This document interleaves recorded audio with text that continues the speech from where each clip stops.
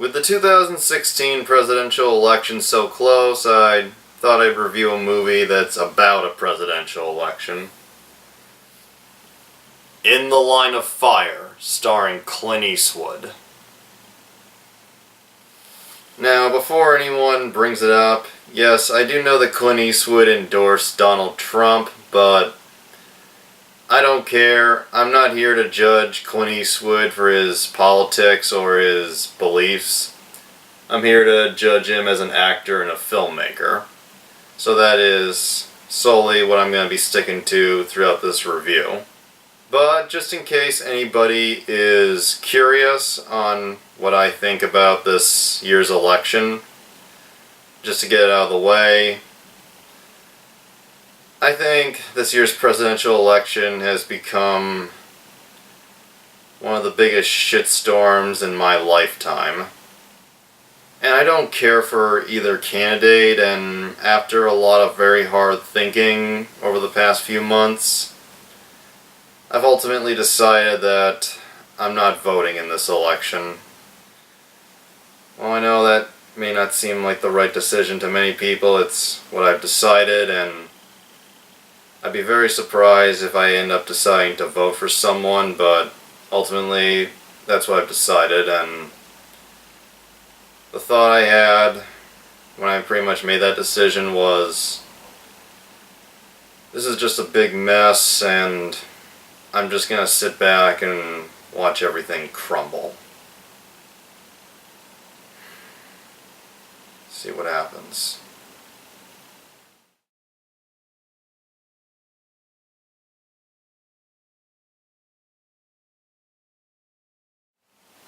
But moving on from politics, which I really don't care to talk about, let's get into In the Line of Fire.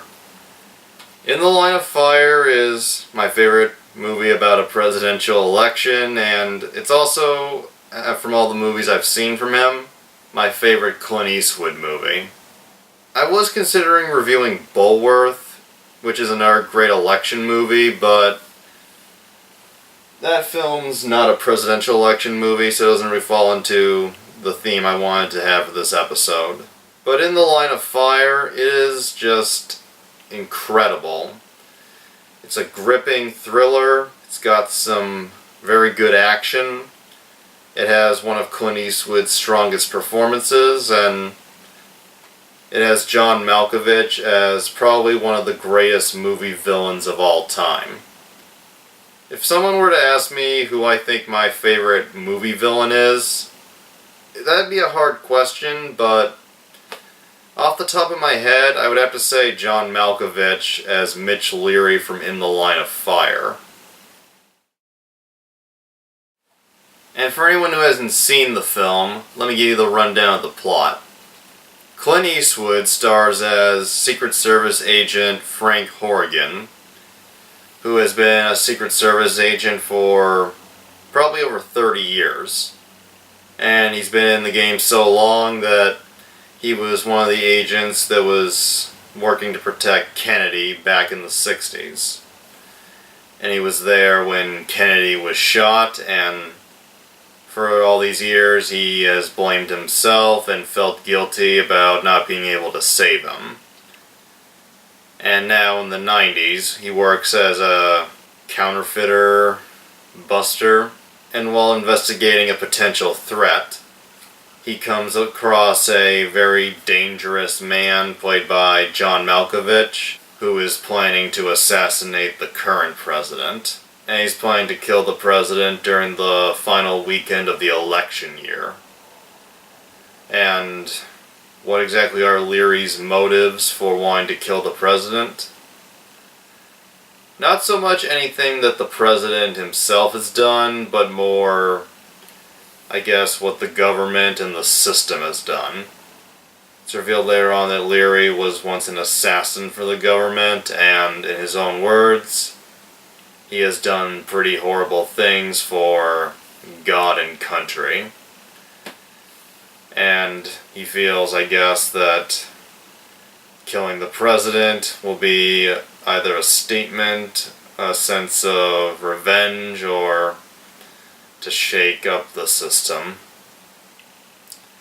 And what makes this story very well done and interesting is that we get to see both sides, and each one is given a lot of depth, a lot of character, and we understand in a way the reasons for both characters. Clint Eastwood's character is a depressed and aging man who feels guilt and hopes to, if not in the eyes of others, give himself some redemption. And John Malkovich's character is a man who feels betrayed and is very angry and feels that someone has to pay. And something that I thought was very interesting when I watched In the Line of Fire was, as I got to know both of these different characters, I found myself sympathizing with Clint Eastwood's character because he is just a man who you want to see rise above everything that is against him and be the hero. And I'd have to say this is probably one of Clint Eastwood's most heroic roles. And John Malkovich's character, he is the bad guy. He does a lot of horrible things throughout the film, not just to the people of the government who he feels deserve to pay, but also to some innocent people who just were at the wrong place at the wrong time and who he felt could compromise what he's planning. And this lets you know that he definitely is an evil man, but you also understand his reasons through scenes where he monologues to Clint Eastwood's character over the phone. He calls him constantly throughout the film as sort of like a taunting way, or also as a way of connecting. And when you hear about his albeit twisted reasoning, you feel like you understand it. And I found myself, whenever the film focused on Clint Eastwood's character, I was really rooting for him. Just wanted him to stop Malkovich and save the day. But may sound weird, but whenever the film would focus to Malkovich's character, I'd find myself somewhat rooting for him. So this film really put me at odds at times, which I really like. And during the big climax, which I will not spoil right now, we constantly are cutting back between Eastwood and Malkovich, and this is interesting, because whenever the camera focused on Eastwood, I was on Eastwood's side. Whenever it focused on Malkovich, I was on Malkovich's side. I don't think many movies have done that to me. I can't think of any other one that has made me feel that way about two very different-sided characters. But what is a movie without the people behind the camera? The film, In the Line of Fire, was directed by Wolfgang Peterson. A very awesome name, if I do say so. And I don't know how many people will know him for this, but he's the director of the acclaimed foreign film Da Boot. And also in the 90s, he directed the Dustin Hoffman quarantine movie Outbreak. And in 1997, he directed another presidential action film, Air Force One, with Harrison Ford. And the film was written by a guy named Jeff McGuire, whose screenplay, I'm not surprised, got an Oscar nomination. And apparently he had been working on this script for many years before Rob Reiner's then company Castle Rock Entertainment picked it up. And the producer was a guy named Jeff Apple, and there was a co-producer named Bob Rosenthal. Anyone who had anything to do in the making of In the Line of Fire, pretty cool people. And the executive producers, just because people deserve credit, are Wolfgang Peterson again, Gail Katz, and David Valdes. Valdes. And I just want to say this. First, this may be a weird lead-in, but at this point in my life, I don't plan on ever having children, mainly because I really hate little kids and I can't really stand babies. But if I used to do this with my friends, my former friends. We used to say what we would name kids if we ever had any, and I said if I ever had a son, I would want to name him Wolfgang. Because I like Wolfgang Peterson, and I just think that's a great, awesome name to live with. And in case anyone's wondering, if I ever had a daughter, I would name her Eliza. I just think those sound like pretty cool names. Wolfgang Crawford and Eliza Crawford. Just wanted to mention that. It's all because of Wolfgang Peterson.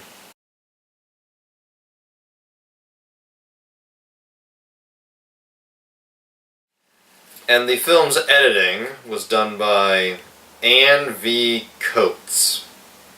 Coates. Which also got an Oscar nomination.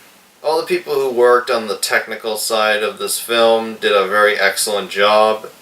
The editing is very top-notch indeed, and the direction is very good, the writing superb, and the cinematography is pretty excellent. Since it's a movie about a presidential election, we obviously have a lot of shots of Washington, D.C., and I just think that Washington, D.C. and In the Line of Fire was just filmed so beautifully.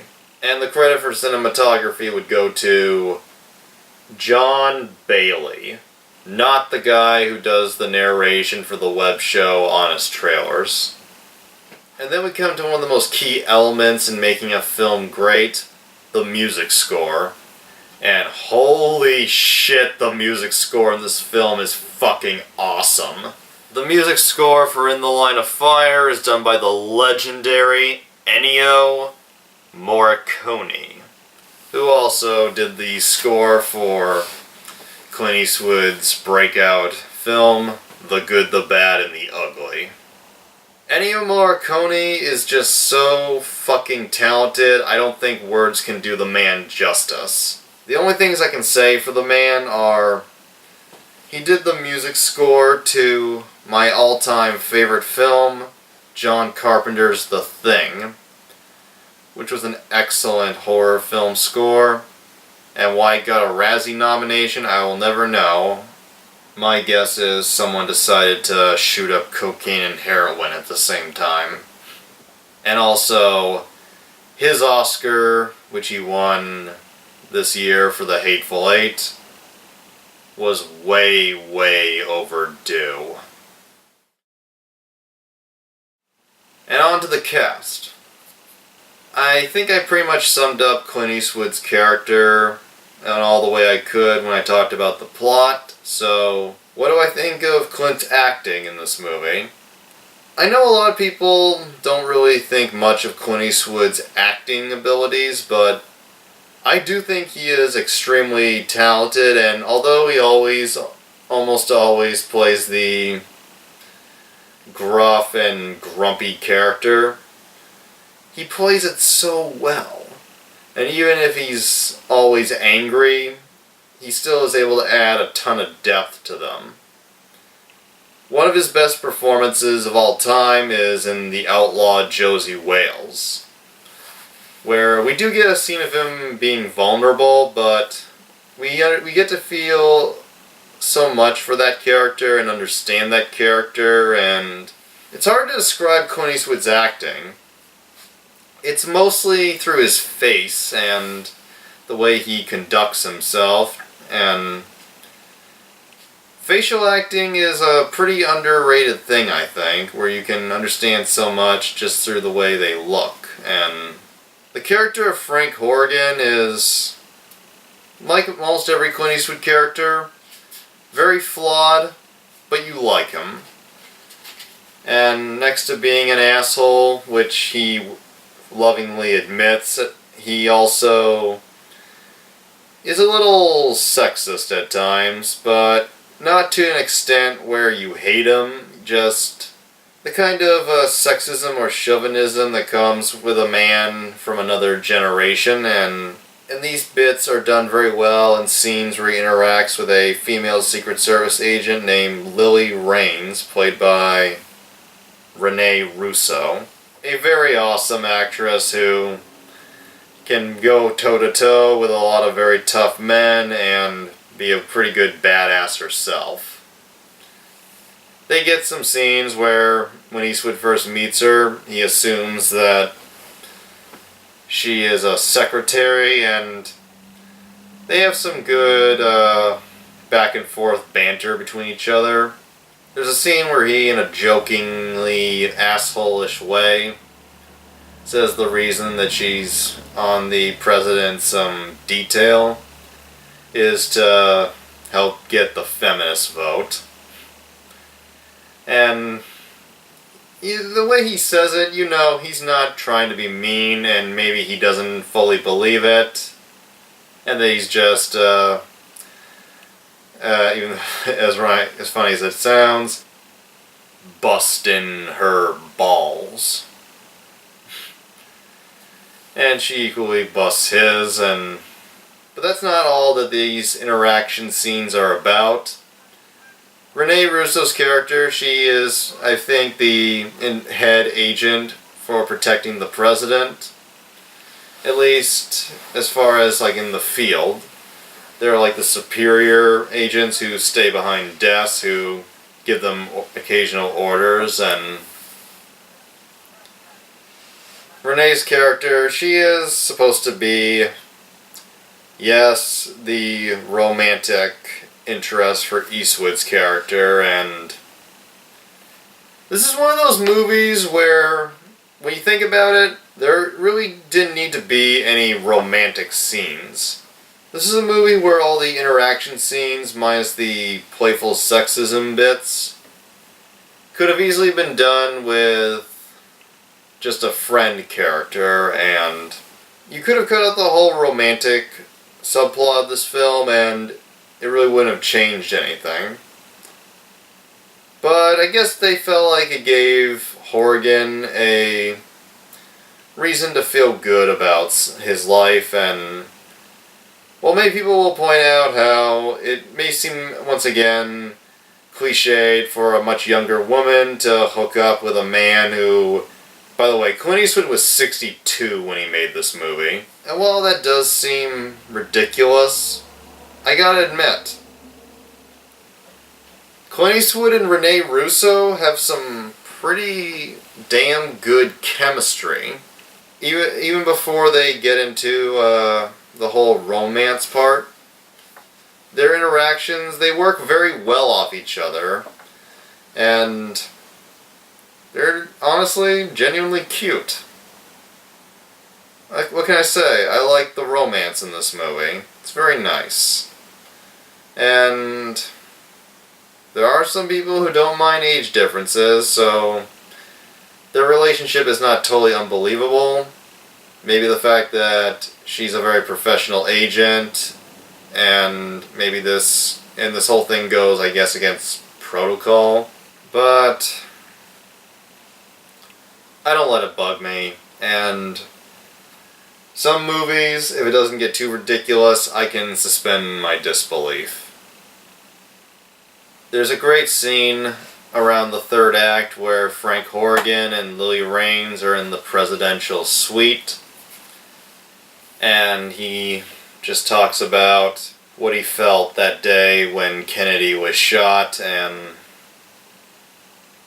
how it affected him. Talks about how he wishes he had reacted, and Just how he was too in shock to really understand what was happening in the moment. It's the ultimate scene to really let you know why Eastwood is so devoted to stopping John Malkovich. Because throughout the film, you kind of wonder why he continues to work in the Secret Service. Because it's clear that this whole system that he's a part of is flawed, full of a lot of dark secrets and holes, and has fucked over a lot of people, including him. And you get the feeling Eastwood's character, he doesn't really... You get the feeling, at least I do, that I don't think he supports this flawed system, but I don't think he's against it either. I think he's just... all he thinks about is trying to protect a life, and that's what keeps him going. And now, let's talk about John Malkovich as Mitch Leary. I mentioned a lot of my thoughts on him earlier, but I think I still have a few more to talk about. John Malkovich, he got an Oscar nomination for Best Supporting Actor for playing Mitch Leary. And when you see his performance in this movie, you will not argue that he definitely earned that nomination. But what you will be upset about, this still bugs me, is the fact that he didn't win. Like, I know the Oscars are technically a publicity show, but still, winning one can mean a lot, and the actor who won the year that In the Line of Fire came out was Tommy Lee Jones for The Fugitive. Now, don't get me wrong, I love The Fugitive. It is one of the most awesome action movies ever made. Harrison Ford is just terrific in it, and Tommy Lee Jones is just so fucking A in this movie that when I first saw The Fugitive, I definitely thought, yeah, this was great, he got his Oscar. But after I saw In the Line of Fire, and I found out that it came out the same year as The Fugitive, and Malkovich and Jones were against each other. I mean, I love Tommy Lee Jones in The Fugitive, but I think that John Malkovich, if we're being honest, Malkovich gave the more stronger, powerful performance, and honestly, his character was just the more compelling. And puts me in a hard place because I don't want to talk down on The Fugitive. I don't know, I feel it just bugs me that Malkovich didn't win. Because it really is one of the greatest villain performances of all time, and the way that Mitch Leary is playing to kill the president is, I think, very creepily realistic. We all know just how seriously the Secret Service take their jobs. And if you don't, watch In the Line of Fire and you'll get a good idea. And when they have this big event near the end, the Secret Service goes around a block in all directions of the hotel the president's gonna be at, and they remove all mailboxes, seal down manhole covers. They have like a dozen or so snipers on rooftops just to be safe. And a scene for me, at least in this movie, that really showed how good the Secret Service are.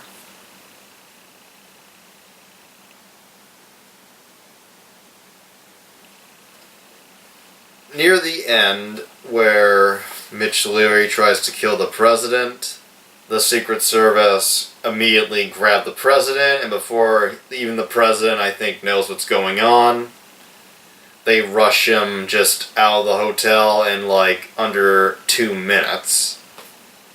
They just ram him right into his limo and drive off. Pretty intense, well done scene. And the way that Mitch Leary is playing to kill the president, throughout the film, we see him building this device. For the first half, we don't see exactly what it is. We just see him assembling with tools and measuring sticks and this weird liquid. And then we see what he's been building. It's a handgun made entirely out of plastic. Why?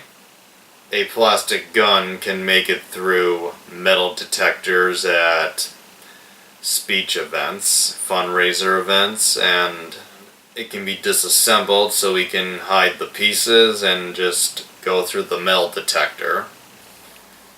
And I know that there's a lot of frisking that goes on at most of these events. However, the Mitch Leary character, who goes under various aliases, has an alias that he uses for sending donations to the president's campaign, which gets him a front row seat at one of the major fundraisers. And for that, where everyone's wearing suits and expensive clothes, the security's not really gonna frisk them up because they want to make sure everybody's comfortable. When he arrives in Los Angeles, where the big fundraiser at the end is being held, we see he has a storage locker. Like, he has apartments, storage lockers all over the country. And in this one storage room in LA, he takes out a keychain. It's one of those keychains with a little fuzzy tail on it. And he takes 2 bullets, because the gun can only hold 2. And he puts them inside the keychain. And when he goes to the event, his plan is to smuggle the gun in by hiding it in his clothes. And the keychain, he just puts it in a dish when going through the metal detector and grabs it, and it's really unnerving just how realistic this film feels. And there's a lot of great creepy scenes with Malkovich's character where we see, even though we do get scenes that can make us feel somewhat sympathetic to the way he is, we do get some scenes that show just that he is a very bad man, such as a scene where Leary tests out just how reliable the gun is by shooting a toy boat out on a lake. And then 2 hunters come by, and impressed with the little gun, one of them asks if he can try it. And putting on his glasses and trying to look like a badass, he shoots a duck. And then, as Leary reloads it, the hunter asks if he would consider selling it, and then Leary says, "I can't do that. I needed to assassinate the president." And then the hunters at first laugh, and then when Leary just frowns at them, the guy's like, "Why would you want to do a thing like that?" And then Leary says, "Why'd you kill that bird, asshole?" And then, bang! And then there's this scene where Eastwood and his other partner, Al D'Andrea, played by Dylan McDermott, go to see this guy who apparently knows Mitch Leary from another time. This model maker who is in a wheelchair, and he clearly looks unnerved about hearing about Mitch Leary. And he says, "You see this wheelchair I'm in? Mitch got it for me. Cost nearly $1,000. And then he reaches behind himself and holds a gun, saying, "This is in case I ever see him again." And everybody that Eastwood and McDermott meet says they either have a lot of hate or they are very scared of ever seeing Mitch Leary again, and all this fear comes not from his actions, but from his personality. But the ultimate scene that shows just how dangerous and cold-blooded Mitch Leary can be is when he's setting up an account under one of his aliases, and the hometown he gives for himself is the same hometown that the bank woman is from, and thinking this could potentially be a risk, he tracks her home, and she's just an innocent, sweet woman, and this actress, Patrika Darbo, who plays this bank woman whose name is Pam Magnus. My former best friend, when we watched this movie together, he said, "I would so marry that woman just because of how sweet she is." He later came out as gay, so I'm not sure how strong that statement is, but this woman, she is just very sweet, very nice, and he follows her home and kills both her and her roommate by just breaking their necks. It's a very disturbing scene, and there's a dog in the scene, and Malkovich originally wanted to kill the dog as well, but Wolfgang Petersen thought that would be a bit too much. And it's kind of interesting to have Mitch Leary as a guy who apparently doesn't care for animal abuse, showing possibly his one bit of humanity that most good villains are given. To prepare for his role as a off-the-grid, secluded man, John Malkovich spent a month living in a secluded house where he didn't talk to anybody and rarely left the house. And he never talked on the phone. He just stayed in this house for a whole month. And when he watched TV, it was only when it was the news. And all I can say is, that is really getting into character. And because I have to wrap this up, I'm just going to quickly go through the other cast members. Dylan McDermott as Al D'Andrea, Clint Eastwood's partner in the beginning, is a he's a fun sidekick. He has an annoying bitch wimp scene where he cries, but they handle it very well. And you feel like he's a good partner.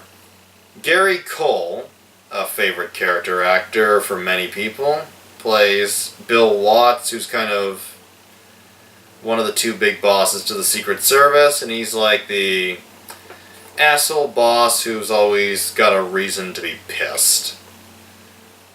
He does okay, but not the most developed or interesting character.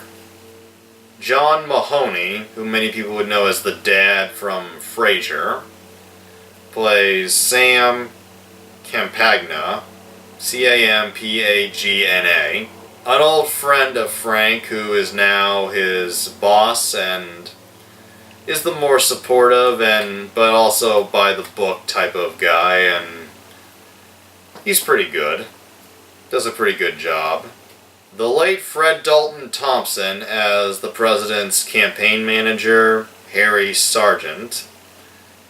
And fun fact, this was, I think, one of Fred Dalton Thompson's last roles before, in real life, he became the U.S. Senator for Tennessee, which he was for about 8 years, I believe. Fred Dalton Thompson, not gonna go into his real life politics, was a very entertaining actor. He was never like a big name in acting, but as far as playing good supporting characters, he was just excellent. He was in the 1991 Cape Fear, Die Hard 2, and he was, in my opinion, the best DA on the original Law and Order show. Here he plays a very asshole character who you just love being kind of made the fool near the end. Gregory Allen Williams as a fellow agent who's a friend of Horgan named Matt Wilder. Very small character, but he's one of the few characters that's nice to Horgan, and I like him for that. And they got this nice little exchange about him owing him a Super Bowl debt. Tobin Bell, who many would know as Jigsaw from the Saw movies, makes a very early appearance as a counterfeiter who Horrigan and Al bust in the beginning, and Tobin Bell's always entertaining. It's a very small character, but he plays a good creepy part. And John Hurd, the dad from Home Alone, plays a professor who had previously encountered Mitch Leary, and the Secret Service goes to question him. Not much again, but it's fun to see John Hurd and stuff. And Joshua Malina, who played the university president, I think, on a few episodes of The Big Bang Theory, as well as one of the campaign advisors or workers in Bulworth, appears here as a Secret Service agent near the end who, once again, is kind of friendly with Clint Eastwood and doesn't give him a ton of shit. And just because Mitch Leary is out to kill this guy, an actor who I don't think ever went on to anything big named Jim Curley plays the president. And while this is my favorite presidential election film, I'll be honest, the president does not really play a big part in the film. Outside of the scenes where he's giving speeches, I don't think we ever see him talk to anybody. The president, we never find out if he's a Democrat or a Republican. There is one scene where we see someone at one of his fundraisers holding a giant sign that says pro-choice or abortion rights, so probably a Democrat, but we never really find out what this president's politics are, which I think is a good thing.